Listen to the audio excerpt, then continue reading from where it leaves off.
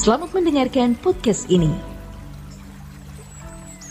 Shalom saudara, kebenaran hari ini berjudul mengampuni tanpa syarat. Ketika Tuhan mengatakan ampunilah kami seperti kami mengampuni orang yang bersalah kepada kami, atau ketika Tuhan mengajarkan kalimat ini, hal ini mengindikasikan suatu kemutlakan bahwa kita harus mengampuni orang yang bersalah. Pengampunan tersebut haruslah tanpa syarat. Mengampuni tanpa syarat memiliki beberapa makna. Pertama, tidak perlu menunggu orang meminta maaf kepada kita terlebih dahulu baru kita ampuni. Seringkali seseorang mengampuni dengan syarat orang yang bersalah tersebut harus minta maaf terlebih dahulu, ditambah dengan cara tertentu. Pengampunan dalam standar kekristenan tidak memandang apakah orang tersebut telah meminta maaf atau tidak. Kita mengampuni karena keberadaan kita sudah diubahkan Tuhan, sehingga sulit untuk tidak mengampuni. Mengampuni orang lain sudah menjadi irama yang otomatis mengalir karena kita sudah belajar terus meneladani Tuhan Yesus, belajar terus untuk tidak memiliki diri sendiri, tetapi rela dimiliki oleh Tuhan. Kedua, pengampunan tanpa syarat juga berarti tidak melihat besar kecilnya kesalahan dalam mengampuni. Banyak orang dapat mengampuni orang yang bersalah padanya dalam ukuran tertentu. Namun ketika sampai di satu level atau stadium, ia merasa sulit untuk mengampuni seseorang. Bahkan pada tahap tertentu, ada orang yang tidak bisa mengampuni kesalahan orang lain, karena kesalahan tersebut dirasa sangat fatal dan sangat melukai. Saudaraku, sesungguhnya pengampunan yang tanpa syarat merujuk pada kemampuan seseorang untuk melepaskan pengampunan tanpa terhalang besar kecilnya kesalahan yang dilakukan seseorang. Hal ini dapat tumbuh dari kesadaran seseorang. Jika orang itu membandingkan kesalahannya yang banyak telah dihapus oleh Tuhan tanpa syarat. Ya, kalau seseorang menyadari bahwa kesalahannya yang besar, yang banyak telah diampuni tanpa syarat, maka sangat lebih mudah untuk mengampuni orang lain tanpa syarat. Setiap kita harus berani mengampuni tanpa syarat, artinya sebesar apapun kesalahan orang kepada kita. Kita tidak memperhitungkannya dan tidak berniat untuk menghukumnya. Mengampuni berarti menyerahkan penghakiman, penghukuman atau pembalasan di tangan Tuhan. Tentu yang tidak kalah penting, kita tidak mengharapkan mereka yang telah melukai kita itu mendapat celaka. Inilah standar orang percaya, yakni mengampuni orang tanpa syarat, seperti yang Tuhan Yesus lakukan. Ketika seseorang mengampuni orang yang bersalah tanpa syarat,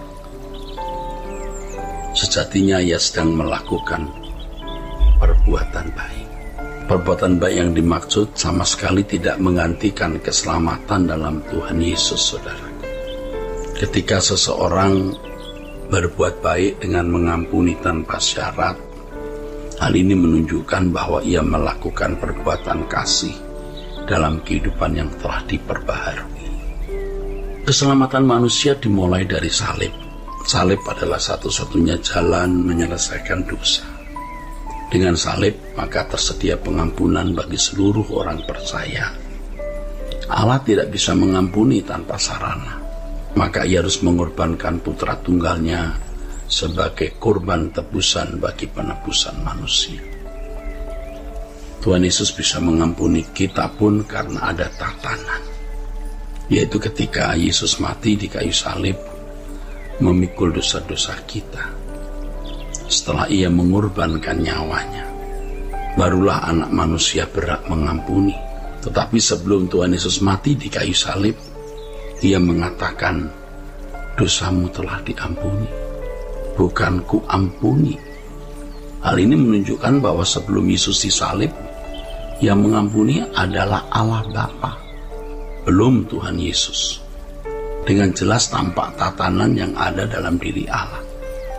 Tuhan Yesus dan Bapa sendiri, yaitu Allah Bapa, bisa mengampuni. Kita pun karena melalui sarana atau mekanisme.